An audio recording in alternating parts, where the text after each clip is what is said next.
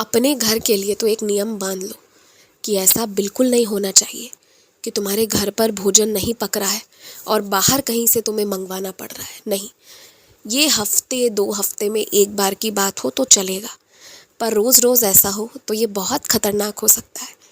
इसलिए अपने घर के लिए ये नियम बना लो कि खाना बनेगा, सारे सदस्यों का बनेगा। जिन्हें बाहर जाना है, सुबह उठो, थोड़ा कष्ट करो, डब्बा तैयार करो। अगर रोज़ थोड़ा थोड़ा कष्ट करोगे ना तो कोई कभी बीमार नहीं होगा। फिर एक ही बार अस्पताल में ले जाना लाना, इसमें कष्ट नहीं करना पड़ेगा। रोज़ जो थोड़ी थोड़ी मेहनत करते हो ना, वो कष्ट नहीं है, वो एक तरह का मेहनत है, वो एक तरह की हिफाजत है। वो कर लोगे, हिफाजत कर लोगे तो ज़्यादा अच्छा है, वरना कष्ट तो ढोना ही पड़ता है। तुम जो शरीर पर कपड़े धारण करते हो वो देखने में अच्छे हों ये ज़रूरी नहीं, वो देखने में ठीक ठाक भी हो तो भी चलेगा, पर वो पहनने में आरामदायक होने चाहिए। तुम बस देखने दिखाने में लग जाते हो, पर जो ज़रूरी बात है कि वो तुम्हारे शरीर को ढकने के साथ साथ तुम्हें आराम दे, ये बहुत ज़रूरी है। तो ध्यान इस बात का रखो कि वो तुम्हें आराम पहुंचाए। ठीक उसी तरह तुम्हें कहीं किसी दुकान में ये बोल भी दिया जाए ना कि पहनने के जो पाँव के जूते हैं वो तुम्हें कम दाम में मिल जाएंगे, फिर भी वो लेने मत जाओ। जहाँ तहाँ से जूते चप्पल नहीं खरीदने चाहिए, वो हमेशा अच्छे दुकान से खरीदो। तुम्हारे जिस पाँव पर पूरा शरीर टिका हुआ है ना, उसे हिफाजत की ज़रूरत है। अच्छे जूते, अच्छे चप्पलें, ये सब होना बहुत ज़रूरी है। जो तुम्हारे शरीर के आराम की चीज़ें हैं ना, इस पर बहुत ध्यान दो।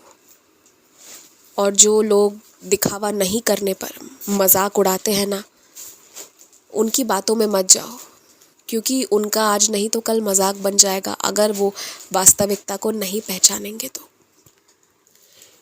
मैंने पिछले कुछ दिनों में तुमसे जो जो वादा किया था, ये दिलवाऊंगा, वो दिलवाऊंगा, ऐसा वैसा, सब दिलवाया है मैंने। तुम ध्यान से देखो, एक प्रसाद तक मैंने कहा था वो भी मैंने तुम्हें दिलवाया है।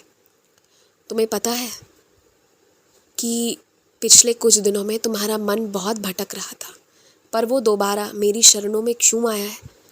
ये किसी की दुआओं का असर ही नहीं है, बल्कि ये मेरा तुम्हारे प्रति प्रेम है, तुम्हारे प्रति मोहब्बत है। एक ऐसा डोर है जो मैं चाहूँ भी तो तुम्हें नहीं छोड़ूंगा, क्योंकि मुझे पता है कि मेरे सिवा तुम्हारा कोई और नहीं है और तुम मेरे सिवा किसी और को वो जगह देना ही नहीं चाहते और देना चाहिए भी नहीं। पर इसके साथ साथ एक बात और है, जिससे भी मिलो प्रेम से मिलो, प्रेम का बर्ताव करो। जीवन में कब किसका कहाँ ज़रूरत पड़े सिर्फ यही बात नहीं है, दूसरी बात ये भी है कि वो कौन सी मुलाकात है जो फिर अगली बार कब होगी इसका भी नहीं पता होता। इसलिए जिससे मिलो प्रेम से मिलो, क्योंकि याद रहता है तो केवल प्रेम और कुछ भी नहीं। खुश रहो।